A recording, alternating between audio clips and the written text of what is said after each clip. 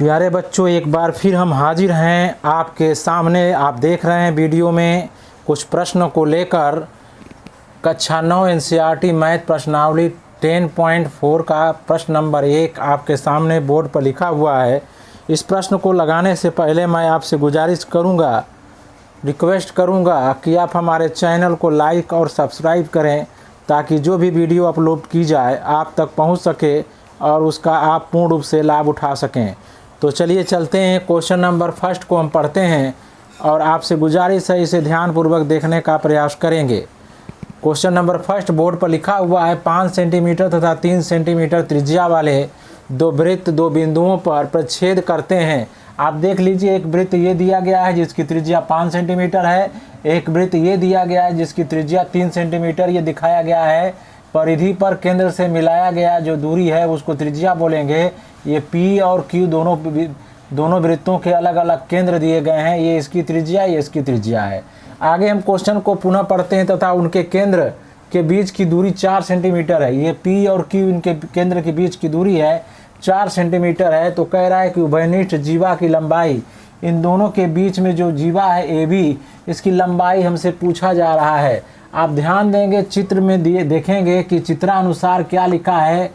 PA दिया गया है 5 सेंटीमीटर और QA दिया गया है 3 सेंटीमीटर। ये बोर्ड पर देख सकते हैं आप, ये ध्यान दीजिए। उसके बाद PQ दिया है, दोनों के बीच का दूरी 4 सेंटीमीटर है। आप एक बात ध्यान दीजिए, PQ का वर्ग और AQ का वर्ग अगर किया जाए, यहाँ पर ध्यान देंगे तो क्या आता है। PQ जो है 4 है और AQ 3 है। 3 का वर्ग हम जब करेंगे तो यहाँ पर देखेंगे 16 आ गया और ये 9 यानी 25 आ गया। और इसी तरह से हम अगर PA का वर्ग करेंगे तो PA का वर्ग जो आएगा वो 5 का वर्ग आ जाएगा, ये भी 25। या ध्यान दीजिए, यहाँ सिंगल भुजा, एक भुजा का वर्ग शेष दो भुजाओं के वर्गों के योग के बराबर आ रहा है, यानी PA वर्ग equal to PQ square plus AQ square लिख सकते हैं। ये दिया गया है। इसका मतलब पाइथागोरस के प्रमेय से इसका मतलब ये हुआ कि PA जो है, इसका मतलब ये हुआ, अतः लिख सकते हैं इसका PQ जो है, ये ध्यान दीजिए, PQ जो है लंब है AQ पर, यानी लंब का मतलब ये 90 डिग्री आ गया। कितना आ गया? ये समकोण त्रिभुज हो गया, PQA समकोण त्रिभुज हो गया। अतः PQA त्रिभुज PQA समकोण त्रिभुज है। क्या है? समकोण त्रिभुज है। इसको लिख लेंगे यहाँ पर। अब समकोण त्रिभुज का क्षेत्रफल पता है, त्रिभुज PQA का क्षेत्रफल हो जाएगा 1/2 आधार गुणे लंब। आधार गुणे लंब या आधार गुणे ऊंचाई भी लिखा जाता है। तो 1/2 आधार यहाँ पर हो गया, आप ध्यान देंगे 4 हो गया और यहाँ पर लंब हो गया 3, क्योंकि ये कर्ण हो गया 5। अब यहाँ पर आ गया, काटेंगे इसको तो आएगा 6 सेंटीमीटर। ध्यान दीजिए। उसी तरह से आप देखेंगे कि ये जो है इस पर लंब है, तो इस तरह लिख सकते हैं कि त्रिभुज ध्यान दीजिए PQA का क्षेत्रफल एक और तरीके से निकाल सकते हैं। 1/2 आधार PQ को मान सकते हैं और लंब मान सकते हैं AM को लंब मान सकते हैं। तो 1/2 PQ 4 है और ये AM हो गया। अब इसको काटेंगे तो आएगा 2AM। अब चूंकि ये दोनों एक ही फिगर का, एक ही चित्र का देख रहे हैं, क्षेत्रफल है, ये क्षेत्रफल जो है इसका है और ये क्षेत्रफल इसका है, तो ये इस तरह से दोनों एक ही फिगर का दो तरीके से निकाला गया चित्र, ये क्षेत्रफल है। तो 2AM इक्वल टू लिख देंगे 6 सेंटीमीटर, यानी AM जो हो जाएगा 6/2 यानी 3 सेंटीमीटर। अब AM 3 सेंटीमीटर है तो AB हो जाएगा, अतः AB हो जाएगा 2AM के बराबर, क्योंकि AM का ये डबल होगा, क्योंकि केंद्र से जीवा पर डाला गया लंब जीवा को क्या करता है, समद्विभाजित कर देता है। तो 2 × 3 लिख देंगे यहाँ पर AM का मान, ये आ जाएगा 6 सेंटीमीटर। इसका मतलब उभयनिष्ठ जो जीवा है, उभयनिष्ठ जीवा जो है वो उसकी लंबाई 6 सेंटीमीटर आ गई। तो इस तरह से आप आसानी से प्रश्न को लगा सकते हैं जब आपका कंसेप्ट क्लियर रहेगा जीवा और केंद्र से डाला गया लंब जीवा को समद्विभाजित कर देता है, या पाइथागोरस का प्रमेय, उसका प्रयोग करके आप आसानी से प्रश्नों को लगा सकते हैं। तो इस तरह से आप इसको आसानी से समझ सकते हैं। इसी क्रम में प्यारे बच्चों हम आगे बढ़ते हुए चलते हैं। क्वेश्चन नंबर 2 में आप देख रहे हैं बोर्ड पर लिखा हुआ है, यदि एक वृत्त की दो समान जीवाएं वृत्त के अंदर प्रच्छेदित करें तो सिद्ध कीजिए कि एक जीवा के खंड दूसरी जीवा के संगत खंडों के बराबर है। ध्यान दीजिए, हम एक फिगर बना रहे हैं आपके लिए। ये एक वृत्त है, इसमें दो जीवा हैं। ध्यान दीजिए, एक जीवा ये है और एक जीवा ये है। इसका हम अगर नाम MN रख दें और इसका नाम AB रख दें, और ये दोनों बिंदु P पर काट रहे हैं। ध्यान दीजिए, अगर ये केंद्र O है और इस पर लंब डाल दिया गया है D, और इस पर लंब डाल दिया गया है, ध्यान दीजिए, इस पर लंब डाल दिया गया C, ये लंब डाला गया है, ध्यान देंगे ये लंब है। तो जैसा कि हमको पता है, पहले लिख दें। हल में देखते हैं क्या कैसे लिखेंगे इसको। हल में लिखेंगे कि पहला हेडिंग डालते हैं दिया है। क्या लिखेंगे? दिया है। लिखेंगे कि केंद्र O के साथ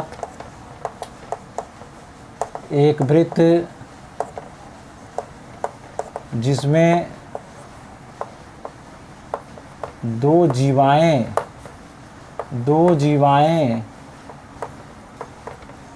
MN बराबर AB हैं, जो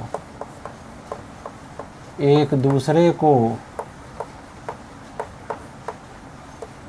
ध्यान दीजिए, एक दूसरे को P पर काटती हैं। उसके बाद लिखेंगे सिद्ध करना है। क्या सिद्ध करना है? ध्यान देंगे आप, सिद्ध करना है। क्या सिद्ध करना है? कह रहा है कि जब ये दोनों एक दूसरे को प्रच्छेदित करती हैं तो इनके प्रच्छेदन से बना भाग संगत भाग बराबर होगा, यानी MP = PB और PN = PA, PN = PA। ये सिद्ध करना है, ये ध्यान देना है, इसको इस तरह से सिद्ध करना है। रचना कर देंगे, देखिए ध्यान से रचना करेंगे। रचना में क्या लिखेंगे कि OD परपेंडिकुलर MN तथा OC परपेंडिकुलर AB, यानी OD लंब MN के खींच देंगे और OC लंब AB पर खींचा, देखिए ध्यान से, और OP को मिलाया। ध्यान दीजिए आप, इसको मिला दिया, यहाँ पर इससे मिला दिया। तो अच्छी तरह से आप समझेंगे। एक बात आप समझ लेंगे कि जब अब उपपत्ति लिखेंगे, उपपत्ति देखिए कैसे इसको हल करेंगे, इसको अच्छी तरह से समझने का प्रयास करेंगे। लिखेंगे कि OD लंब है MN पर लंब है, तो इसका मतलब ये हो गया कि MD बराबर ND बराबर ½ MN, यानी जब भी हम केंद्र से किसी जीवा पर लंब डालते हैं तो जीवा को समद्विभाजित कर देती है। तो इसका मतलब जितना ये है उतना ये कर देंगे, पहली बात। दूसरा, इसी प्रकार लिखेंगे, देखिए ध्यान से, इसी प्रकार लिखेंगे OC लंब है AB पर, तो इसका मतलब ये हुआ कि जब लंब है तो इसका मतलब ये हो गया, ध्यान देंगे कि CA = CB = ½ AB। ये दोनों AB के आधा हो गए और दोनों पार्ट क्या हो गए, ये और ये क्या हो गए, बराबर हो गए। अब हम लोग चलते हैं, अब लिखेंगे त्रिभुज ODP और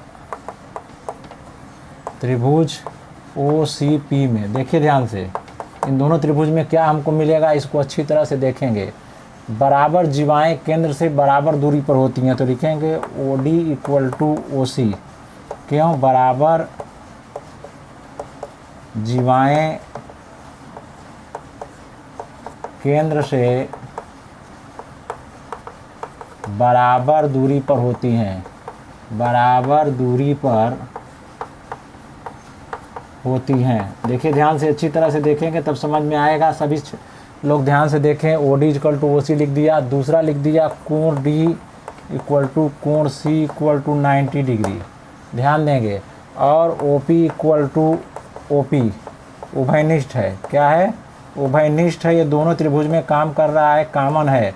अतः लिखेंगे आर एच एस नियम से राइट हैंड हाइपोटेन्यूज और साइड, एक साइड लेंगे तो इसको आर एच एस नियम से त्रिभुज ओ डी पी सर्वांग सम त्रिभुज ओ सी पी, जब ये दोनों बराबर हो गया तो लिखेंगे अतः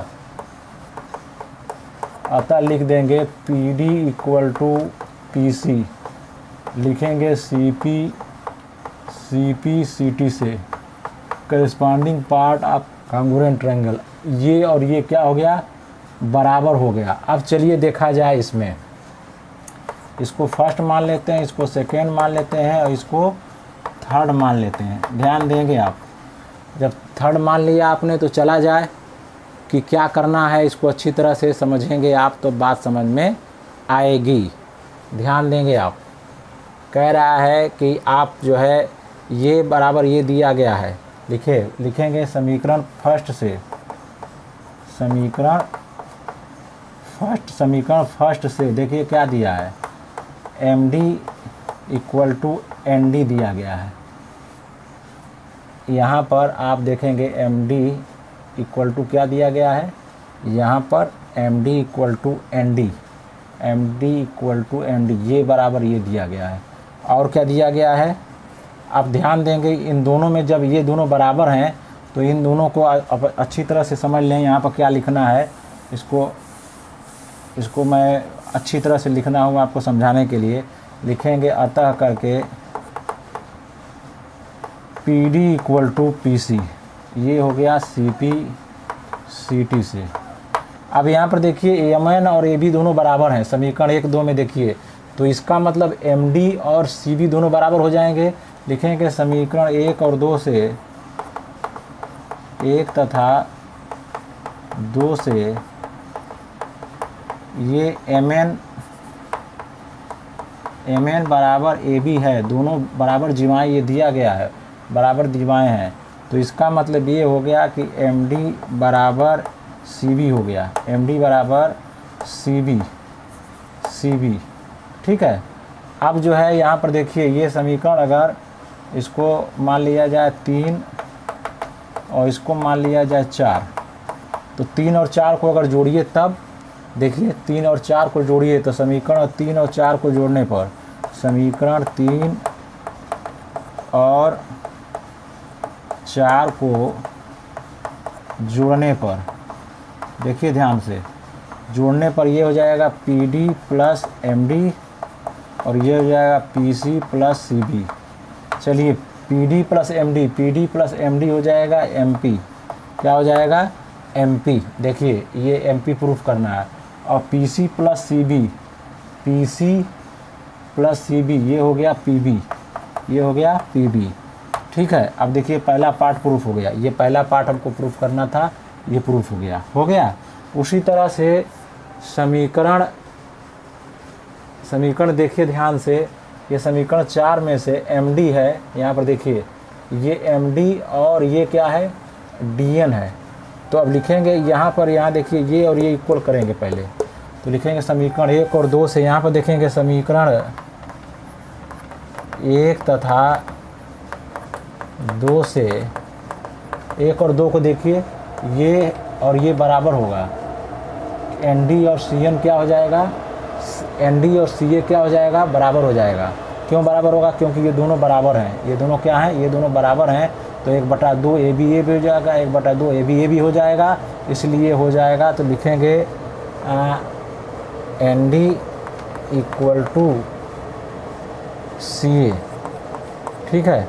अब इसको हम मान लेते हैं 5, तो लिखेंगे कि समीकरण 5 में समीकरण 3 घटाने पर, समीकरण 5 में समीकरण 3 घटाने पर देखिए ध्यान से, इसको मैं अलग कर दे रहा हूँ, समझाने के लिए, घटाने पर।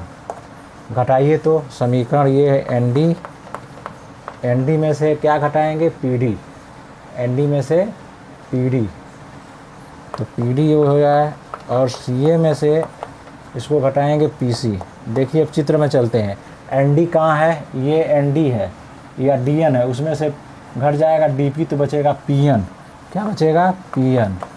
और सी ए, ये पूरा सी ए है, सी ए में से ए पी घट जाएगा, सी ए में से ये पी सी घट जाएगा तो बचेगा ए पी। देखिए ए पी, अब देखिए ये पी या पी एन, ये हो गया, इसका मतलब P N equal to P A, एक ही बात है, ए पी या पी ए। देखिए ये दूसरा पार्ट प्रूफ हो गया, यहाँ पहला पार्ट प्रूफ हो गया। तो इस तरह से प्यारे बच्चों अच्छी तरह से चित्र को समझाएंगे और इसमें कांग्रुएंसी का इस्तेमाल करेंगे, यानी सर्वांग सम प्रूफ करेंगे दोनों त्रिभुजों को, और उसके बाद ये पार्ट बराबर ये पार्ट करेंगे। ये पहले से ऑलरेडी ये पार्ट और ये पार्ट बराबर है, उसी तरह ये पार्ट और ये पार्ट बराबर है। एक बार उसको घटाएंगे और एक बार जोड़ेंगे तो हमको रिजल्ट जो मिलेगा वो दिया गया रिजल्ट से बराबर हो जाएगा। इस तरह से आप अच्छी तरह से प्रश्नों को लगा सकते हैं।